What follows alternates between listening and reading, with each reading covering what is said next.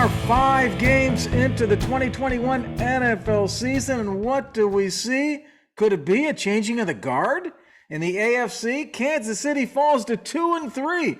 Are the Chargers and Bills going to take over in the AFC? What about the NFC? It still looks like Brady and Rodgers dueling it out. Could they be back in the championship game again? Or is Baby Yoda and the Cardinals, the only undefeated team left, going to crash the NFC party? Welcome to the October 13th Father, Son, and Holy Sport weekly podcast. I'm G-Man from Columbus, Ohio. That's my man T-Money back up there in the treetops of San Francisco.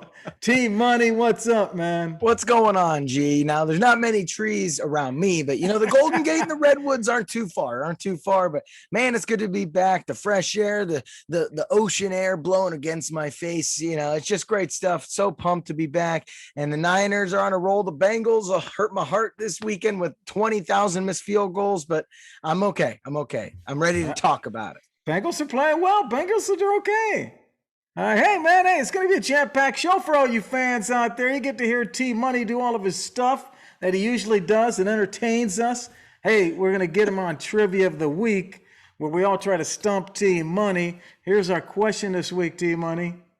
When we always try to do college football, because we spend so much time on NFL, I try to do college football on the Trivia of the Week. Here's the question. Georgia is ranked number 1 in both major polls for the first time since 2008. Who won the SEC East in 2008, T-Money? And who was the quarterback of that team? Oh, my gosh. Last time Georgia was number 1 in both polls, 2008. Who won the SEC East in 2008? Who was the quarterback, T-Money? Hey, we got some big picks again for y'all this week. We delivered for you. G-Man is on a streak, 4-0 on picks of the week for the past 2 weeks. And all you fantasy managers, have you checked out our new special 15-minute fantasy football show? T-Money went 2 for 1 last week on his cold picks, trying to help you with your bench plays, man. Look for our fantasy show on all the sites. We're going to help you win your league. We also have the T-Ross Chug and Chant coming to you live in its own separate 5-minute podcast this week. T-Money's going to bring it to you. Talk a little about the AFC contenders. Hey, y'all, if you like what you're seeing every week, press the like and subscribe. We're on YouTube, Spotify, all the major platforms. Look for our name at Father, Son, and Holy Sport. Oh, yeah. Don't forget to click that like and subscribe button. And let's get into the Ross rundown here. G-Man, we had a big one this weekend on Monday Night Football. The Ravens came back down 18 and beat the Colts in overtime. What were your thoughts on that? And, a crazy one. Are the Ravens Super Bowl contenders now after this? Where do they stand in your eyes? Oh, man, they should have lost that game. The Colts just don't know how to close. That's what their coach told them. They got to learn how to finish games. Colts should have won that game, man. I agree. But yes, the Ravens are contenders. And you know why? Because Lamar Jackson is special, man. Everybody counted him out as a quarterback when he came out of Louisville into the pros. As long as he's healthy, those guys are in the contention. Yes, they've got a great D, but it's really Lamar, man.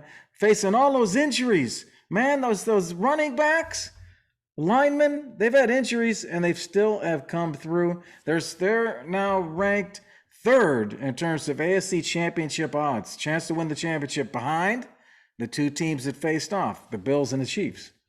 Yeah, I like them as Super Bowl contenders, man, because when they're on, they can beat anyone. Lamar Jackson is special. You said it right. First quarterback in NFL history to throw 40 passes and have over 80% completion percentage. That's the first NFL quarterback to do that, and it's been done over 4,000 times. So let's just put that in context. Lamar Jackson coming along as a passer this year, averaging more pass yards through the air than Patrick Mahomes is right now. This guy is a passing machine this year. Love what he's doing. I really like the Ravens this year. Well, the Ravens have already beaten the Chiefs, and when they knock off the Chargers this Sunday, there'll be no doubt that they are one of the favorites there, my man. Hey, let me go on to a question for you. What do you think, man, about looking at the AFC with the Bengals in there fighting the Browns and Steelers? It used to be a Browns-Steelers fight. And now the Bengals are getting into the hunt and the Ravens in that division. What do you think about the Bengals, man? Can they challenge? Are they legit in that division? This is kind of a two-part question to me. It's kind of a yes and a no. No, And I already look, asked you the question. It was one part. I'm a Bengals guy. Let me give a G-man question here, okay? Let me give a G-man answer. I mean, Oh yeah, you want a that's what I'm gonna G-man? do. You want a G-man two-part answer? No, I'm gonna stand right on the middle of the fence. That's what I'm gonna do. Oh Look, no, no, I do not do that. this team I love. Okay, Joey B, I love. Zach Taylor's a bad coach. Zach Taylor's a bad coach, and Mike Brown's probably the worst owner in the NFL. Well, that's Right, not so standing on the middle of the fence. it's difficult right now because I like the Bengals players. They're legit. And yes, the Bengals as a team, no. They're never going to win a championship with Zach Taylor and Mike Brown in that organization.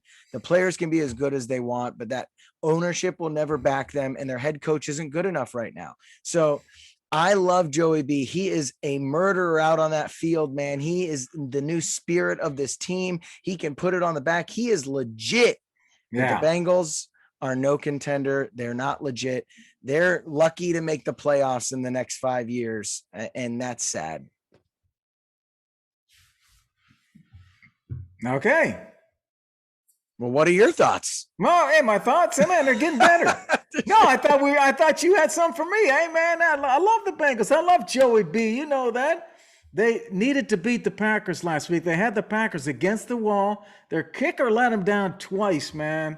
They should have won that game against the Packers, and it'd be a totally different discussion. I agree. I mean, both kickers missed the chance to win that game. It was really anyone's, but if that shows anything, that the Bengals were in this game with the Packers. So that's how good these players are, man. But once again, never going to do anything with Mike Brown as the owner, and Zach Taylor needs to be replaced by someone more experienced. But let's dive in to another team that's in quarterback disarray, unlike the Bengals, who's got one forever. The Seahawks have been all over the map recently. And, you know, they're up and down. They're in the Super Bowl. They're not. Russell Wilson wants out, then he doesn't. Pete Carroll, you never know where he stands. They're kind of crazy right now. I mean, now Russell Wilson's hurt for the first time in his career. What's next for the Seahawks here, Gare? Well, they were in trouble before Russell got hurt. So it's not just on Geno Smith's shoulders. It's not just Russell. Do you know their defense is ranked dead last in opponent yards per game? 32 out of 32 teams. They give up 450 yards per game. Buffalo and Carolina, who are in first, average 250 yards a game. 200 yards more per game they give up on their defense. They've got other issues, man. They got to, Geno can try to fill it in and try to outscore people like Russ did, but they got to fix that defense, man. Yeah, that's crazy. Russell Wilson had the best passer rating in the NFL, but still couldn't win games because his defense was so bad. I think this franchise needs a full reboot. I really do. I think a Hall of Fame quarterback in Russell Wilson is keeping this franchise afloat. Pete Carroll is clearly done. He's done. He's lost his touch. He's lost his eye for college talent. He's supposed to be a defensive guru, and they're horrible and gotten worse every year since the Legion of Boom. I think they got to get rid of Pete Carroll, and they got to trade Russell Wilson for a bunch of assets so that they can flip this team around quick. Russ wants out. Let him out. I think they need a complete restart here. They're not going anywhere other than the first round of the playoffs and a loss, because this team is not good enough. They're just being carried by a Hall of Fame quarterback. Hey, man, I love Pete Carroll's haircut, the way he struts around the sideline. I want to be like that when I'm his age, man. The guy is so cool. He's so Cali, man. The guy just knows how to hang out with people and have fun. That's what I want to be like when I'm 75, man. Hey, how about another question for you? I want to ask you about MVP and TB12. Hey, what do you think? Can Tom Brady win another MVP? He's off and running. I hate this question. You know, I'm a Tom Brady fan, but I'm kind of getting sick of it here because the answer is yes. And I don't know how the hell he's doing this. I'm ready for the next generation to take over and some NFL football. And this guy won't let go. He's going for MVP number 4 here. He's got the fifth best chance, the fifth best odds right now, according to Las Vegas. So yeah, he can. If you're going to throw 5 touchdowns versus a team, and he is the most passing yards in the NFL right now. It's it's insane. I don't know how he's doing it. So the answer is yes, but he's still only beating up on really bad teams. I mean, if you're barely losing to or barely beating New England and struggling versus Jacksonville, like these are things that like I don't know if that can be great if you're going to be in the MVP conversation. But right now, yes, he's in it and he can do it again. They beat the Patriots, they beat the Dolphins, they beat the Falcons, they beat the Cowboys. Those are their wins. So yeah, hey, they haven't beaten anyone. Yeah, I think he can win it too. You know that. I still see them coming out of that NFC. I still see him as the NFC winners. So he's going to be right in there. I don't in this thing. I don't think so. I think they're maybe the third best team, but that's fine. We'll see. But yeah, the one I wanted to circle back to, our boys in Ohio up north, the Browns took a tough loss versus the Chargers this week. Just, both teams scoring over 40 points. It looked like the Browns were going to win this thing. Then they pull the guy into the end zone, hoping that they get to go down and score another touchdown. What were your thoughts of this? Was this a bad loss for the Browns? Was it a good loss? What were your takeaways? Yes, it's a bad loss because Arizona's going to come in this weekend and knock them off. They're going to go to 3-3 and be behind Cincinnati. That's why it's going to be a bad loss. Okay, they're 3-2 overall. I'm just kidding. I think they're fine. They've lost to the Chiefs and the Chargers. They're 3-2. Yeah. Okay, they are going to lose this weekend, but that's 3 tough losses right there. But everything's out in front of them. They play all of those teams in their division 2 times. They play the Ravens twice, Steelers twice. They play the Bengals twice. They got to win those games. Everything's out in front of them. Yeah. I agree. I think it was a bad loss, mainly because the Chargers once again, they fumble in the second half here. They let Justin Herbert go for, I think it was 3 straight touchdowns, 4 straight scores in the second half or in the fourth quarter, mind you. I'm sorry. Right now, the Browns and Baker Mayfield are 6 for 32 when they pass on third down.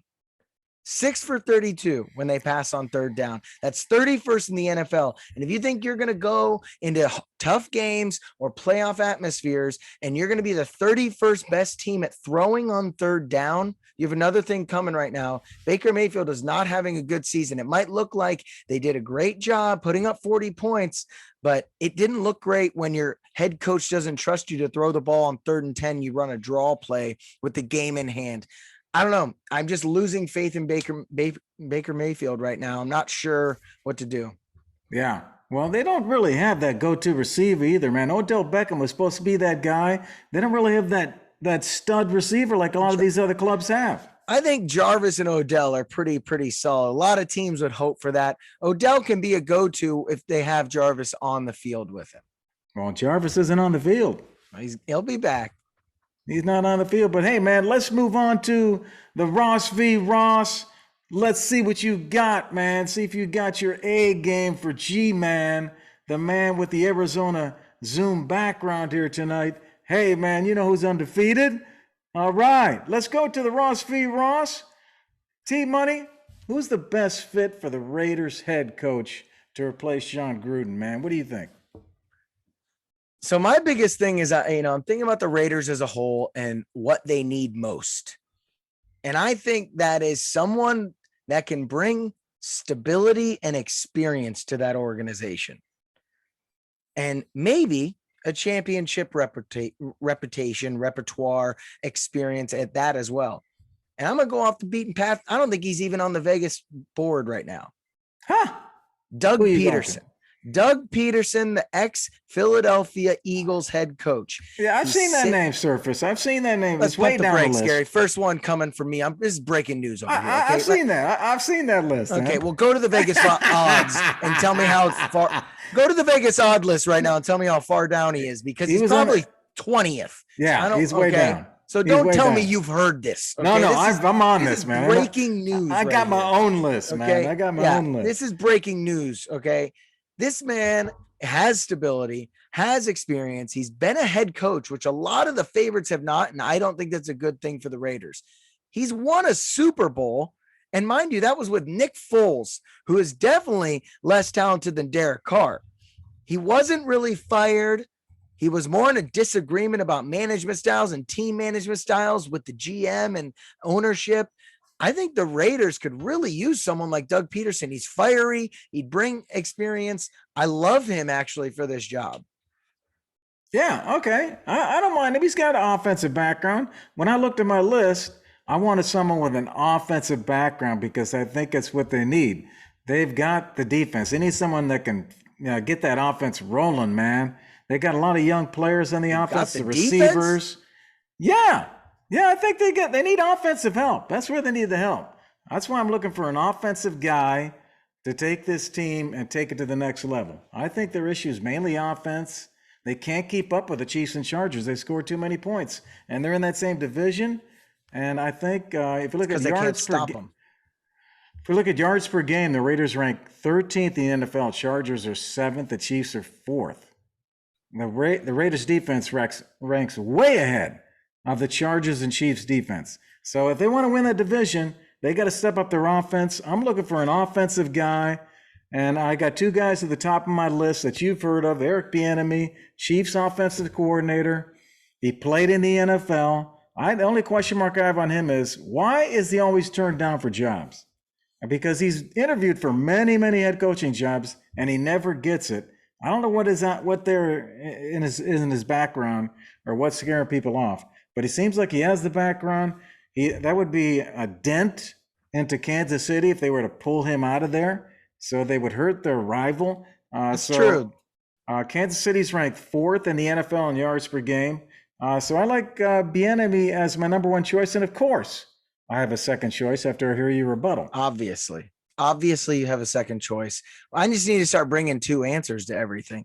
So I don't know. My biggest thing with them right now is, yes, they could use offense. Yes, they could use defense. They could use everything, really. Like the Chargers hired a defensive head coach and just allowed 40 points, and their offense scored 40, and they look better than they ever have. So I just don't believe in this offensive coach versus defensive coach thing. I believe you hire the best guy available and the guy that your team needs most.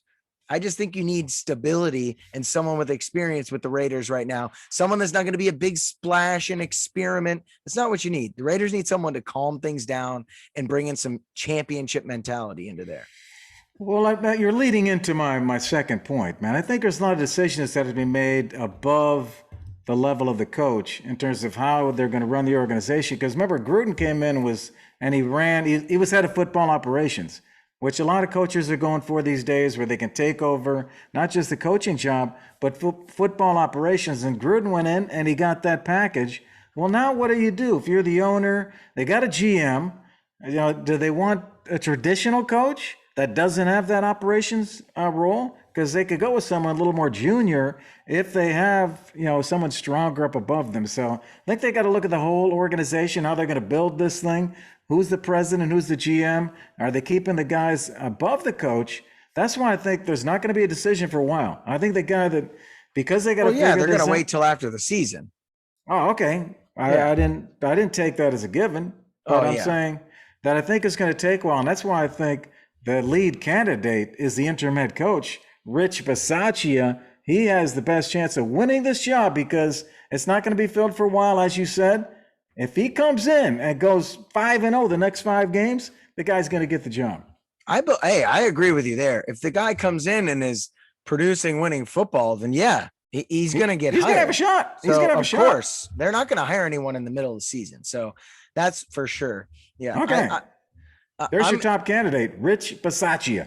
I also think the GM's got to go. He's been missing on everyone as of late. Ruggs has not produced. His other starter or defensive guys he's drafted recently in the first round have not produced. I mean, Josh Jacobs is kind of a hit, but I feel like you could get his productivity from a lot of other running backs. I don't know. I just think flush the whole thing down the system and get rid of all the management there and restart. Okay. All right. Sounds good, man. Hey, let's go to our picks of the week. All right, we're going to our lock pick of the week and then our dog lock. And starting off, G-Man's now up to 83% accuracy against the spread this year. Man, come on, y'all. What are you talking about? Let's go to the lock pick of the week. We've talked a little bit about this team. We're going up to Detroit. The Bengals are coming into Detroit. The Bengals minus 3.5. Lock pick of the week. Both teams are coming off a heartbreak, man. They both had their heart broken. All right. I think Burrow's going to be fine as long as he's fine. Remember, we record on Tuesday and Wednesday, so we're a little bit early when we record, but assuming Joe Burrow's fine, they go in there, they rebound, and they take the victory and cover the 3.5. They're a better team. Joe Mixon's going to run like a wild man against this team. Jamar Chase deep. Jamar, baby! And I love Detroit's coach. I love him, man, but they're going to lose this one. Oh, yeah. Go Bengals. I'll go with you there. My pick of the week, though, I'm going Bills -5 versus the Titans. The Titans have lost to the Bears, the Jets. The Bills may be the best team in the league. The defense is definitely the best in the league right now. I think this could be a throttling. Okay. Well, the Titans are in the lead in their division. Could you believe that at 3-2? Sad. That is crazy. Houston and Colts are 1-4 each, and the Jags are 0-5. What a division, the AFC South, man. Let's go to our dog lock. What dog is going to potentially win their game? And I'm going to go up to Cleveland Stadium, man. I'm going with the Cardinals to win that game. Wait, man. You're going to give the team that's undefeated 3 points against the team that's 3-2? Come on, man. I'm going Cardinals +3. All right. We'll see. This is a big one for the Cardinals. They really need this one. Hey, do you know that Cleveland's 2-5 against the spread in the last 7 home games? 2-5 against the spread, man. No, I didn't have time. Stat for you. I didn't have time to look up the last 7 games, so I guess that's. I only looked up the last 6. I guess I didn't. I'm gonna go with the dog lock here.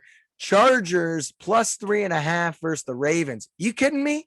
The Chargers. Yeah. I think the Chargers are the best team in the league. The Ravens are so-so. Yeah, they're 4-1, but they barely beat the Lions. They beat the Broncos. Like, yeah, they beat the Chiefs, but the Colts aren't that great. Like, let's pump the brakes. Chargers have beaten the Browns, the Chiefs. These guys are legit.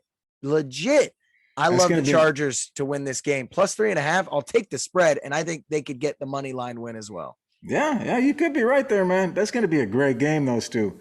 All right, let's move to the Woundwise Trivia of the Week, brought to you by Woundwise IQ. It's a patented mobile imaging and analytics software app that's used by leading physicians and nurses caring for people with chronic and surgical wounds. Just download the app from the App Store. You're ready to go. Learn more at woundwiseiq.com. Okay, T-Money, let's see if we can stump the man.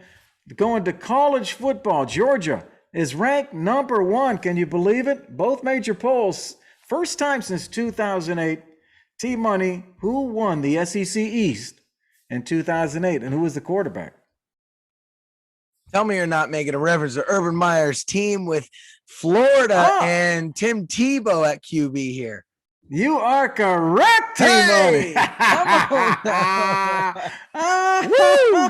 Nice. I didn't think I had that one. It just clicked right now. And when you said it again. Yes, you are, Tim Tebow. Georgia was undefeated early in the year. They were coming off a big streak the year before, but this 2008 year, they started the season at the top and they were doing well. And then they came up against Florida and Tim Tebow, and they lose to Tebow. Tebow beat Matthew Stafford. Matthew Stafford was playing for Georgia. He was a junior. Tebow beats him 49-10. Yeah. How the hell is Matthew Stafford in the NFL after that beating? And Florida goes on. They beat Bama in the SEC championship game. So Florida wins the SEC East. Go and beat Bama in the SEC title game. Then they go beat Oklahoma to win it all. And Tebow's the MVP. So crazy. 2008, man. Georgia trying to win that East this year. They play Kentucky this weekend, man. Number 11, Kentucky. Kentucky's ranked 11th. So big battle. I believe this is the first time game day's ever gone back to a college campus for the first in one season. Okay. All right. Well, all right. So that's the big game, man. That battle of the SEC East, 3:30 p.m. Saturday. The winner has the inside shot of that SEC East. Other big games we got, just for put a little college football out there. Number 2, Iowa. They play at 3:30 They're favored by 12 at home against Purdue. What do you think on that one, man? I hope Iowa loses every game. They're the luckiest team in the nation. And then we got number 3, Cincinnati, who you're decorated with around your room there. So I'm going to guess here. Number 3, Cincinnati, playing at noon, favored by 21 against UCF. Who do you like against the spread on that one? Oh, Cincinnati. Cover the 21. They'll win by 30. Oh, okay. All right. Hey, we hope y'all love the show. You know that we love you. And if you do love it, press the like and subscribe. Look for us on all the platforms at Father, Son, and Holy Sport. Thank you to Unwise IQ for sponsoring our Trivia of the Week. If you're interested in being a sponsor or a guest on the show, let us know. You see how that rhymed a little bit? Oh, hey, yeah. Next week, week 7 of the NFL, we'll get you ready. Let's go, baby! T-Money! First game Sunday morning, 6:30 a.m. from London, England again. Oh, man, that's a tough one for me here on the West Coast, but I love waking up to games, so it's going to be awesome. All right, get your coffee going. All right, see ya.